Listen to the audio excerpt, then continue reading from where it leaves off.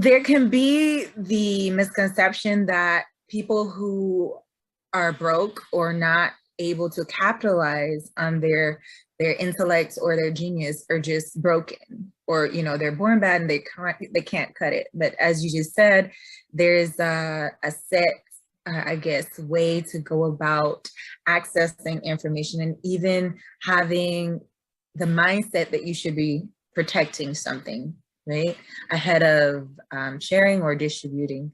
And the idea that you can be the person who determines what happens with the piece of, I guess, reality that you generate, because before you share it, before you made it, something akin to it might have existed, but it hasn't existed. Now I keep looking at our community and their stylists and designers, and everyone comes to a Black Mecca when they're trying to find what's new and hip. Like, I live in LA.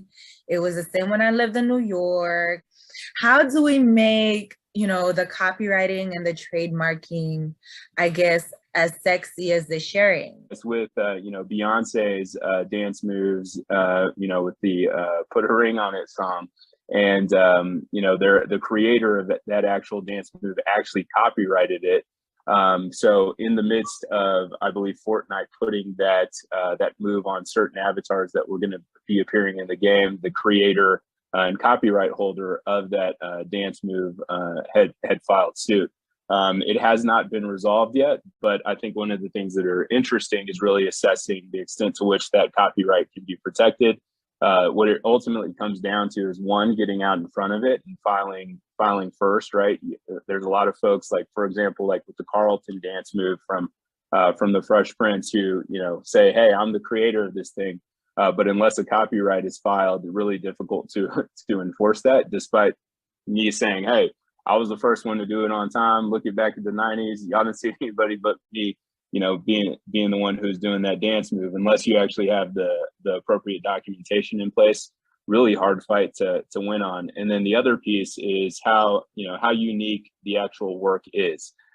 So, folks can say that I came up with this dance move, but in order for you to enforce that copyright, it actually has to be really unique, and you have to have as much support and documentation for the fact that you are the one that created it, and that it is distinct from other moves that folks allegedly could have created as well. But again, all this comes down to a pretty fact-specific inquiry. But overall, my recommendation is always, if you feel like you're a creator of something and that you own proprietary rights in something that's truly novel, get out in front of it, speak to a lawyer, and make sure you're protecting yourself up front. So you mentioned uniqueness of work, and everyone thinks they're a bit more of a genius sometimes. I think because you work so hard and commit so much to creative work, you can have the sense of, I don't know, sometimes a self-aggrandizing idea that, anything that remotely resembles this, I should be compensated for. So I also wanted to, in our discussion, just give, I think, some real practical tips also to people who may be listening. And so, Richard, everyone with a camera thinks they're a pro, right? You're an actual cinematographer, and you took all the steps and had all the credits required to become a member of the ASC. So tell us a bit about your route to becoming a member of the ASC. And furthermore, what are the fundamentals of a great shot? Oh, of a great shot. Well, that's loaded. Well, I'm glad you asked it, because, it's true. These days, there are so many avenues to, actually creating, visual work, especially with like TikTok and, your cell phones are great cameras these days and all that. And I think people need to be reminded that that's only a fraction of what being a filmmaker actually is. It really is about a sensitivity to story, a sensitivity to character, knowing visual language, how to communicate to an audience in visuals. and that takes training, not necessarily school, but it takes training and experience and stuff to really like hone that. And I think people definitely need to be reminded of that. And I actually really like the idea that more and more young people are experimenting with different things, especially on social media. But I think the fundamentals still need to stay. So I'm glad you asked that question. And yeah, in regards to what makes a great shot, I mean, it's kind of hard to say too. It's like, to me, I think it's something as I call it simple, but it's really not. It really is about the way that if you can affect the audience member, it's a great shot, in my opinion. If you can communicate what you're trying to communicate story-wise, and you can instill emotion and empathy and catharsis and things like that, I think you're doing your job. Now that can manifest itself in different ways, for each project and each story. But I think just the fundamental of affecting an audience member, I think, should be there. And your question about joining the ASD, it's a long process. You have to be recommended and sponsored by like 3 members, and then you have to make a reel. And but what's the ASD, first of all? Yeah, it's the American Society of Cinematographers, which is it's basically a group of elite image makers in American film and television and commercials and music videos. And and we're dedicated to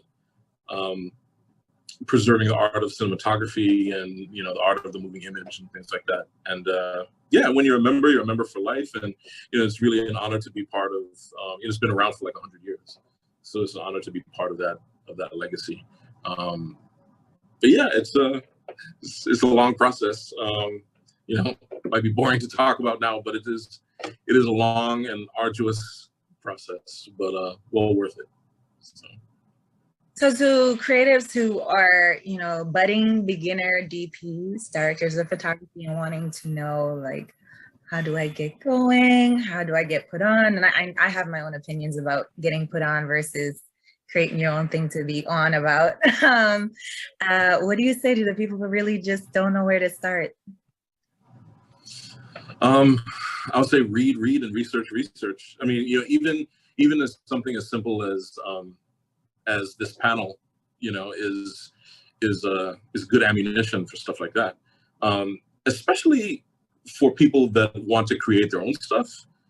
I mean, there's nothing more important than what Los is talking about, in terms of trademarking and copywriting, like, your IP and stuff like that. I think that's very important. And that's probably the most important thing that people should be thinking about right now before, you actually go ahead and try to do what you want to do. So I say that to say, like, even panels like this, especially now that, Zoom seminars are prevalent, I think it's important to pay attention to what's happening with that. And, because that's priceless information that you don't necessarily have to pay for. And so I think that's really good. But yeah, I think, there's so many different routes. There's, going to school, I think is one route that works for a lot of people, may not work for some people.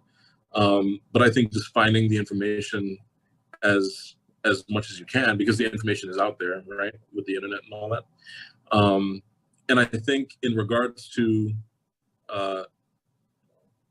just image making, like, all of the resources are there, like, not even just the information, but even the fact that, this phone is a high quality, 4K camera. And I even shot a full movie on an iPhone. So, in your pocket right now, you've got what it takes to actually make it happen. So I think that it's important for people to recognize that, and recognize that you don't need anyone else's help necessarily to really do a lot of this stuff. and to just go out there and do it, you know. But first, protect your ideas and own your own, right? So, yeah. See this becoming way more complicated, but easier to track with the advent of Web 3.0 and how additional platforms are created for us to share, make, and ultimately profit from media. If you can, tell us, how does the NFT space kind of redraw the legal lines potentially for filmmakers and people who are creating in the way that we had before, but sharing, and maybe even being able to share in maybe more rapid fire form, because you can just mint and go, right? You mentioned copyright. Are there any other things that creatives may be aware of in the process? Yeah, I think probably the two intellectual property issues that come up most for creators are copyright and trademarking. And so I'll just give a brief overview of those at a high level, and just want to make clear too that, you know, the opinions I'm making today are my own, and I'm not intending to give any legal or business advice, and would definitely recommend that if folks have specific issues to find the right counsel to dive into the specifics of their issues. But the distinction between trademarks and copyrights are really, you know, the mental impressions, the mental creations of creators that can be, you know, legally documented to subscribe ownership to the creator themselves. A trademark is a little different. It's intended to protect what is seen as a mark or identification of a particular brand or company or individual. And so the important thing is to get those ownership issues resolved up front before putting out products into the marketplace where there can be that confusion. I think in the copyright space, it's really interesting with creators right now and what's happening in Web3, because of, you know, you're essentially having this new forum where, you know, where stories can be told, where creative works can be highlighted in meaningful ways. I think one of the most interesting issues that is taking place in the space are folks trying to copyright dance moves, for example, and the alleged misappropriation that is happening with that. So, you know, we've seen a series of lawsuits against companies like Fortnite, who are putting out characters who are doing certain dances that folks allege they have, you know, been the inventors of. One of the recent ones that has gotten some traction involves the dance move. A wise man once said, "You can't just be good; you have to be better." Who was that? Yeah, that's some of my pops told me. You know, basically every day. You know, you didn't grow up where everybody else did, right? You don't have the same resources everybody else does, but you got to prepare and outwork everybody. And that was our mantra, certainly growing up.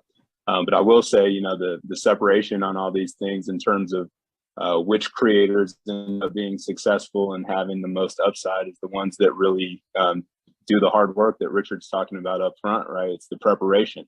And that's how, in my opinion, you distinguish yourself. And I think one of the great things we've seen, for example, in the world of sports with the Supreme Court's decision last year, authorizing collegiate athletes to monetize their NIL, is folks really taking back the idea of themselves being creators, owners of their IP, owners of their destiny, and really being a professional out the gate. So, you know, I think the historic perspective was pretty paternalistic, right? Not allowing athletes at the collegiate level to monetize their NIL. I think the problem with that is you saw a lot of folks entering the pro space at 21, 22 years old, not knowing how to conduct themselves as businessmen or women, and how to appropriately navigate all the hurdles that existed and that continue to exist right now. So I think what we've seen is this huge emergence of the new athlete, right? The new athlete who looks like themselves as a business and operate in that fashion. And so that really starts with doing what Richard's talking about, right? That's the homework up front, getting the right legal counsel lined up to appropriately trademark all your you know, important IP that needs to be appropriately trademarked and copyrighted. And then really looking at yourself as a business and building your brand appropriately. And knowing that, you know, each image or each statement that you put out publicly can impact your brand and is going to live perhaps well beyond your lifetime. So thinking strategically out of the gate and thinking about financial planning, meeting with financial planners, thinking about how you invest your dollars to position yourself not just for success while you're on campus or while you're in the first couple of years of your experience in the league, but well beyond that, and really trying to think about creating generational wealth. So I certainly think what the Supreme Court did, last year, and then with the transition of various states across the country to allow high school athletes to start monetizing their name, image, and likeness, it's been tremendous because we have seen a huge ability of high school players, collegiate players, and certainly pros to bring tremendous value to the world. But I think unless we are all looking at ourselves out the gate as potential money makers and people of value, then you're missing the opportunity to really, bring your talents to the world and monetize all your hard work. And so what I would really encourage the masses to do is to start thinking about yourself like a business, start thinking of yourself like a brand. And that discussion is now happening at the high school level. I think it's a fantastic thing, certainly for people who look like us, who are oftentimes, behind the eight ball there. I have seen a tremendous amount of athletes that really do view this new emergence, this new opportunity as their time to be at the taking and to really drive the space forward. So I'm encouraged to see it where it goes. And I really do think we'll continue to see athletes being at the forefront of saying, no, I'm more important than just being a body on the field. I'm much more than that. And I need to be appropriately compensated and protected. Indeed.